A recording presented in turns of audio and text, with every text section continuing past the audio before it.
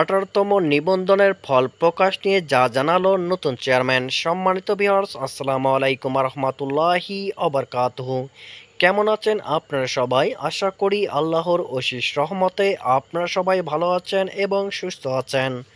এই চ্যানেলের আরেকটি গুরুত্বপূর্ণ ভিডিওতে আপনাদেরকে স্বাগতম। আপনারা ইতিমধ্যেই থাম্বনেল দেখেই বুঝতে পেরেছেন আজকের ভিডিওটি কাদের জন্য খুবই গুরুত্বপূর্ণ।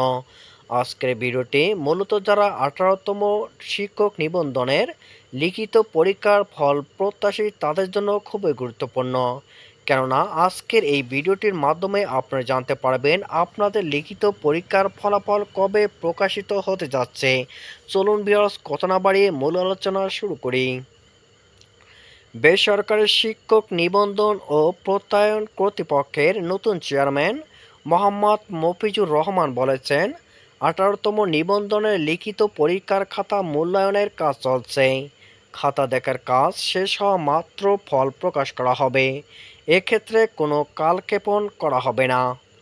বুধবার 18 সেপ্টেম্বর দুপুরে দ্য ডেইলি ক্যাম্পাসের সাথে আলাপকালে একথা জানান তিনি। এনটিআরসির একটি সূত্র জানিয়েছে, 18তম শিক্ষক নিবন্ধনের লিখিত পরীক্ষার খাতা দ্রুত মূল্যায়ন করতে পরীক্ষকদের তাগাদা দেওয়া হয়েছে। অনেক পরীক্ষক খাতা মূল্যায়ন শেষ করে জমা দিয়েছেন, তবে কতজন পরীক্ষক জমা দিয়েছেন সে তথ্য জানা যায়নি। এ বিষয়ে এনটিআরসির পরিচালক মোহাম্মদ আব্দুর রহমান দ্য ডেইলি ক্যাম্পাসকে বলেন, অনেক পরীক্ষক খাতা জমা দিয়েছেন। আশা করছি দ্রুত সময়ের মধ্যে ফল প্রকাশ করতে পারব।